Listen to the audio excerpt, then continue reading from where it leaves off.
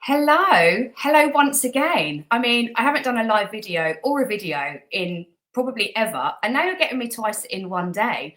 So, welcome back. If you joined me this morning, you will know that I am here to talk to you about Visibility and Velocity Summit, which is an online event I'm hosting on the 16th of September because I'm sick and tired of people trotting out the same visibility message about showing up more often and being seen by more people. And I'm just not here for it. It's about showing up and being seen in the right spaces. So I'm being joined by 9 incredible niche famous experts. Each one has been hand selected by me because they are the bomb.com at what they do. And I'm really freaking excited about who I'm about to introduce you to. Don't tell her, but I've been fangirling her silently for years. So I'm really excited that she said yes to speaking on this stage. So I am going to bring up onto the stage Sophie Lee at Electric Peach Studio. Hi. Hi. What a great introduction. Also bomb.com. Yes. Yes. Honestly, I'm doing all the old school sayings. Like, I love it. So what I love so much about what you're going to be discussing during the summit is actually kind of like a million miles away from what marketing experts usually speak about. And for you, it's all about kind of owning your voice and speaking your truth in business. So I am going to get you to introduce yourself in a little while, but first let's make some noise. Let's make an impact. Okay. I'd love to know, like, where has your confidence come from to really fully show up and express you in your marketing? Someone asked me that recently. They said, the more that I'm connecting with myself, the more that I want to bring myself to the front, the more I have no idea how I'm going to do that. And they asked me how I do that. And the honest truth is, I don't actually know. I don't, which is really, really rubbish. I have always been really passionate about telling the truth in business. So even before I was an entrepreneur, when I was working in an agency, I really saw how much bullshit there was in marketing and media. And I just never wanted to do that because to me, that felt, first of all, it feels counterproductive because marketing, media, PR, whatever it is you want to talk about is about connecting with people. So it never made any sense to me why we would pretend like we weren't people and like we were infallible in some way.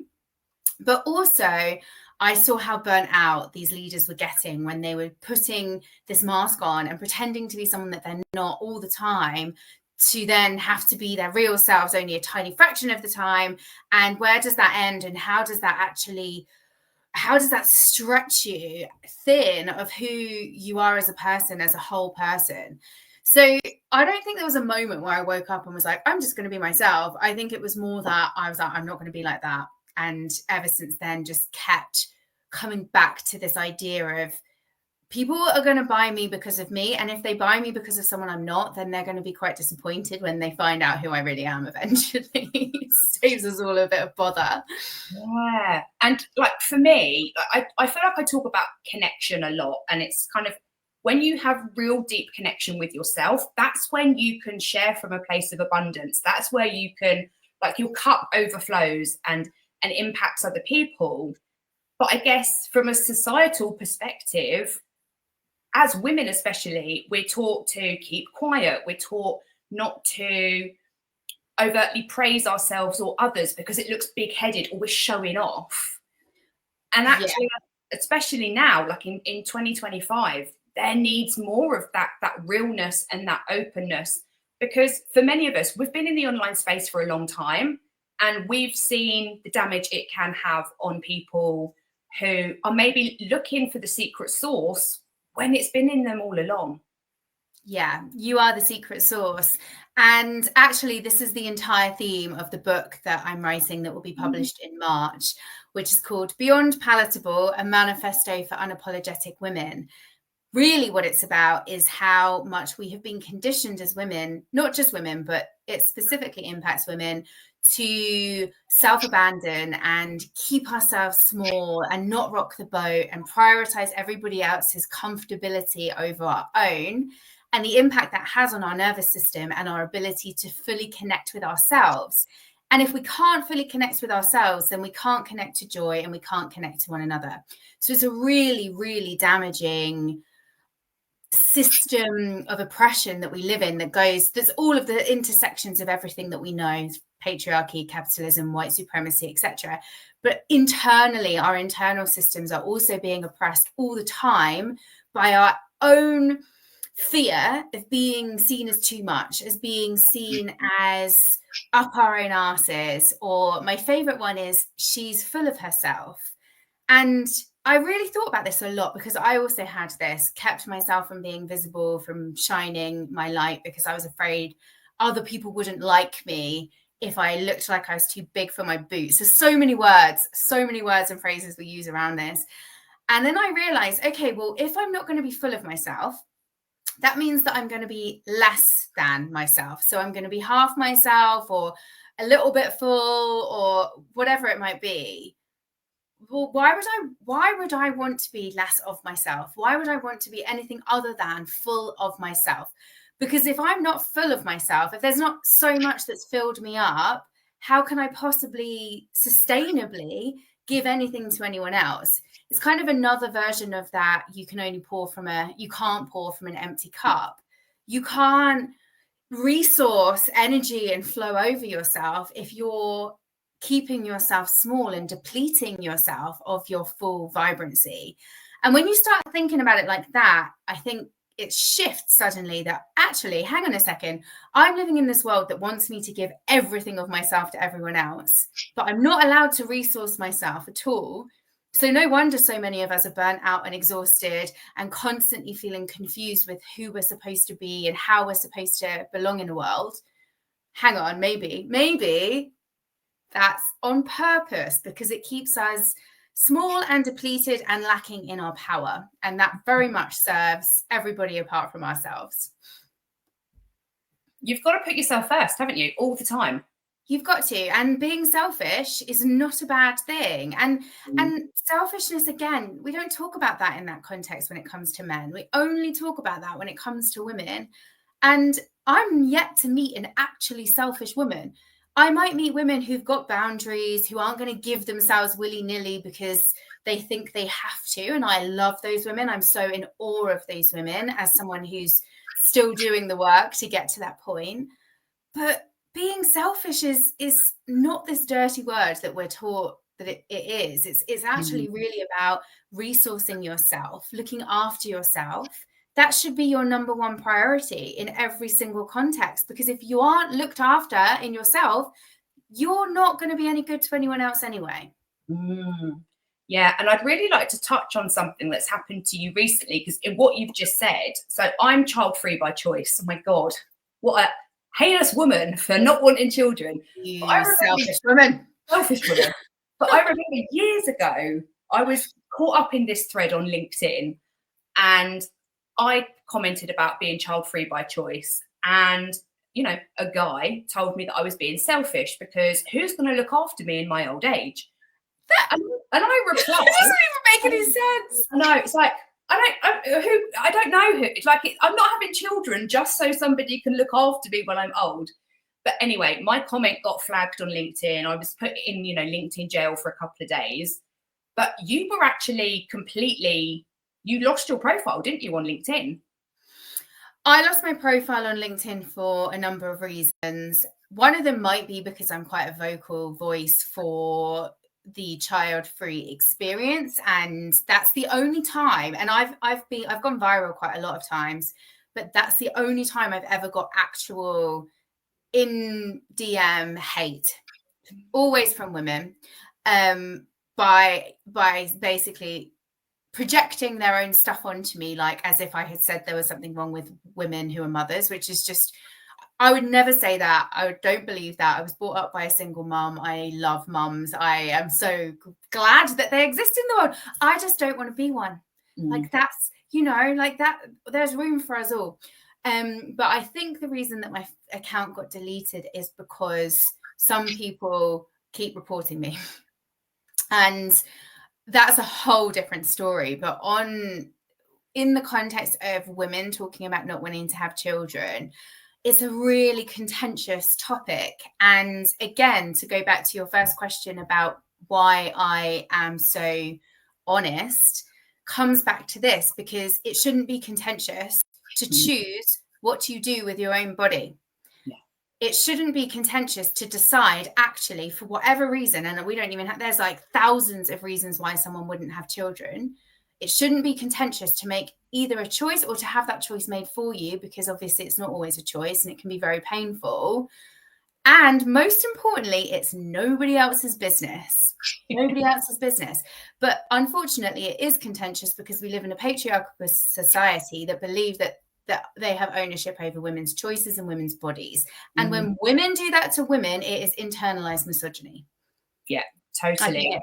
Yeah, 100%. There's going to be people maybe watching this live, watching the replay, or who are coming to the Visibility and Velocity Summit on the 16th of September, who might be thinking, but if I show up fully as myself, surely no one's going to want to work with me. Like, what would you just laugh? But what would you say to that? Because obviously you've built an entire brand around you speaking your truth. Yeah, and it's true that there's two things I want to say. First of all, it's true that there will be some people who don't want to work with you because they will see something in you, and usually it's a projection of their own fear. When we don't like somebody, it's always about us and not about them in every single context. So that's not a you problem. That's actually a great thing, because then you don't find yourself working with misaligned people. We had a few times in the history of my business, which is now 8 years old, people tell us, I've been referred to you, even going out of their way to email us, I've been referred to you by someone who works with you. I'm not going to work with you because you're too brightly colored or you look like you're unserious. Cool. Then you wouldn't be right for us, Nigel. Like, you wouldn't be right for us, because like, I think it's very important that my clients are well aware of what they're going to get, which is very high octane energy. Probably I'll put my foot in my mouth at some point in front of your whole team. And if you don't know that that's what you can expect, then that could be quite awkward. But luckily, the clients that work with me because they like that energy and they know that I'm good at what I do and they know that I care. So if it was true that you have to be a certain way to be successful in business, then I wouldn't have run a 6-figure business for the last 8 years. Like, if that was true, then I wouldn't be where I am. So I totally understand why that fear presents itself. And again, it's because we've been conditioned to believe that is the case. But it's not true that you being you is going to stop people from wanting to work with you. It's actually more true that the right people who are looking for what you're saying will see you. And so, for example, maybe someone's like, I really need some support with PR. And and this is actually me, I used to work in PR, and I'm like, oh, I don't really trust PRs.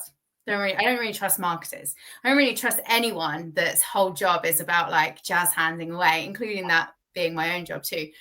But then I see someone like you, Laura, and I feel immediately like, this is my person. Like, this person's going to get me, and it's going to be fun, and it's not going to be shysty. And then I'm going to come along and make an appointment, and we're going to talk about working together. It has the opposite effect a lot of the time than what we're worried about. And then the other side of that, though, is the nervous system regulation. Because when we do start rising, full stop, people have a problem with it. People don't like shiny people. Dull down people don't like shiny people, and they will try to dull your shine because they will believe that you're taking their shine by you shining. That's sad for them, honestly, because we can all shine brighter together.